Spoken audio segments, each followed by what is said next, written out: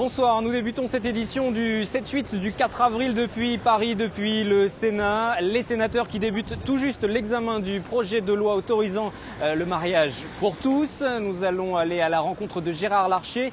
Il est sénateur UMP des Yvelines, ancien président du Sénat. Il va nous recevoir, nous donner son sentiment. Ce sera juste après ce premier point sur les titres du jour.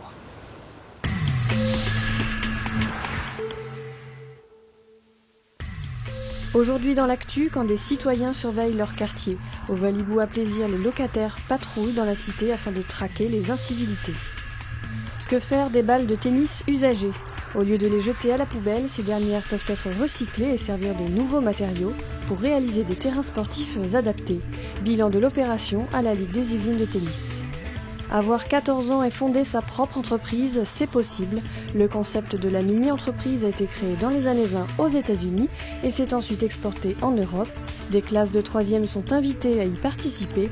Exemple au Collège Descartes de Fontenay-le-Fleury. Championnat régional de boxe éducative à la Verrière, le Muriotin Luca Fèvre a remporté son match en 3 rounds.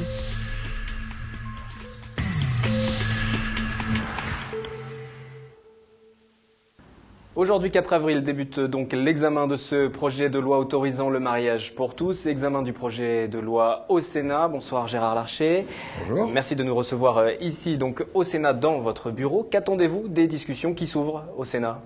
D'abord que le Sénat soit lui-même, c'est-à-dire un lieu où on puisse s'exprimer librement, sereinement et en même temps en allant au fond des choses. Parce que naturellement, ce texte, tel qu'il est issu des travaux de l'Assemblée nationale, tel qu'il est issu des travaux de notre commission, qui d'ailleurs, je le reconnais, a largement auditionné, chacun des groupes politiques a aussi auditionné, je pense à mon groupe l'UMP, et que nous puissions donc avoir ce débat en allant au fond des choses, pas simplement en ayant des postures. Parce qu'au fond, c'est quoi? C'est le bouleversement d'une institution qui, dans la République, s'appelle la famille, telle qu'on la conçoit, avec un élément majeur qui est la construction de la filiation. Et sur ce sujet-là, je crois qu'on doit avoir un débat au fond. Mais est-ce qu'on peut avoir un débat serein pour autant? Parce que le climat est particulièrement tendu, les opposants qui durcissent aussi le discours. Oui, il n'y a pas que, j'allais dire, le débat autour du mariage. Il y a aussi un environnement politique qu'on ne peut pas ignorer.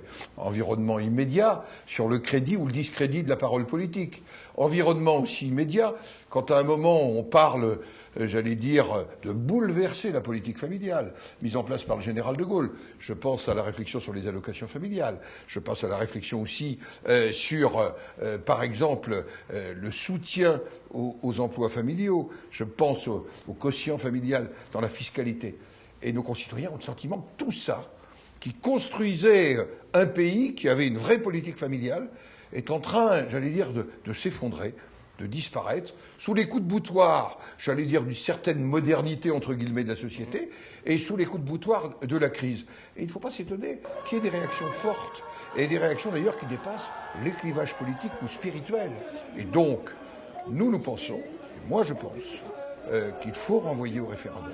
Voilà pourquoi je soutiendrai, au tout début de la discussion du texte, le renvoi au référendum, la motion référendaire que Bruno Retailleau présentera au nom du groupe auquel j'appartiens. Si finalement il n'y a pas recours au référendum, que le Sénat doit se prononcer, est-ce que le Sénat peut rejeter ce texte? Le Sénat peut le rejeter, et c'est là où je souhaite qu'un débat aille au fond et dépasse, j'allais dire, dans notre groupe à l'UMP, il n'y a par principe aucune consigne de vote. La liberté de vote est totale. Je souhaite que dans la majorité, parce que j'entends aussi des collègues sur ces sujets-là, eh bien, que la liberté puisse permettre au Sénat soit d'amender en profondeur, par exemple, la question du contrat d'union civile est pour les personnes de même sexe n'est pas illégitime, elle est posée. Je souhaite que nous progressions dans ce débat.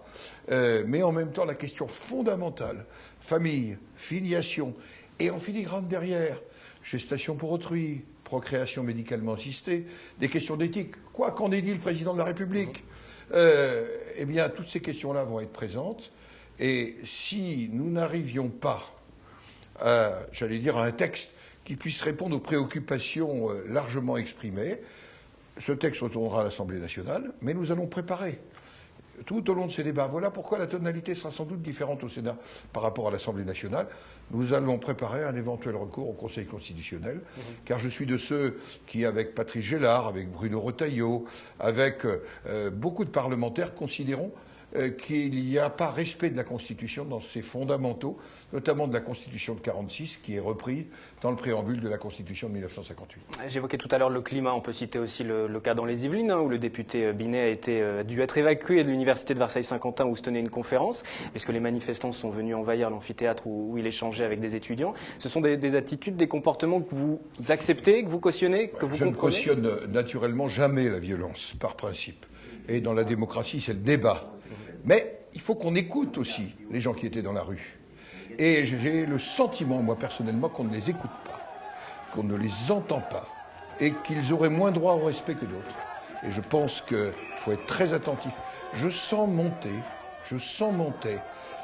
une ambiance qui m'inquiète, et cette ambiance qui m'inquiète, elle est naturellement potentialisée par les événements récents, et je pense à ce qui s'est passé il y a 48 heures autour, j'allais dire, des aveux de Jérôme Cahuzac, parce qu'il faut bien les appeler comme ça, le discrédit de la parole politique. Ça peut changer la donne sur le débat du mariage pour tous, justement, cette affaire. Mais le discrédit de la parole politique, ça nous touche tous.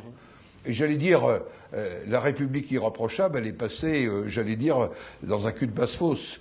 Et donc, par rapport à ça, je crois que c'est le moment pour la parole politique de reprendre crédit et de nous écouter les uns les autres. Ces derniers jours, vous avez jugé l'action de votre successeur à la tête du Sénat, Jean-Pierre Bel. Pour vous, il ne fait pas fonctionner correctement le Sénat. Je rappelle que vous avez été président de 2008 à 2011. J'ai été très clair. Quel conseil vous pourriez lui donner ? Ce n'est pas un conflit du tout personnel, puisque nous nous respectons mutuellement.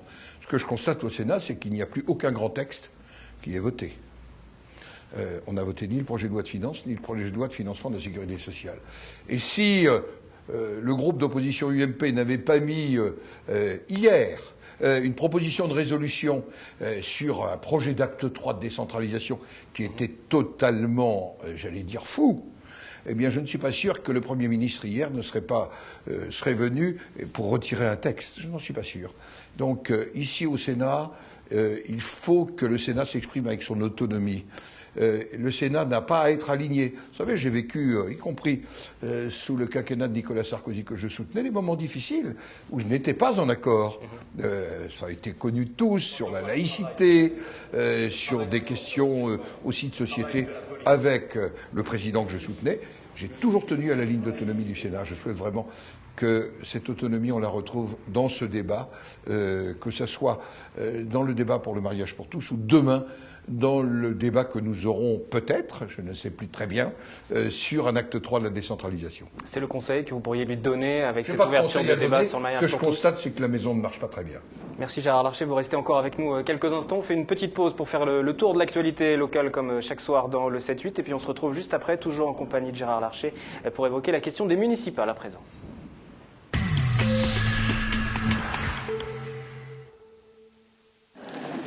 C'est trop lourd. Oui, il y en a une dessous. Ah bah, on y va? Défilé de volontaires à la Ligue des Yvelines de tennis pour charger dans le camion de la société Coved, spécialisée dans le traitement et la valorisation des déchets, 56 000 balles usagées. Des balles récoltées depuis le mois de novembre dans près de 120 clubs du département pour l'opération Balles jaunes lancée par la Fédération française de tennis. Ça fait 3 ans qu'on suit cette opération et on a de plus en plus d'adhérents qui spontanément viennent nous apporter leurs balles usagées pour la bonne cause.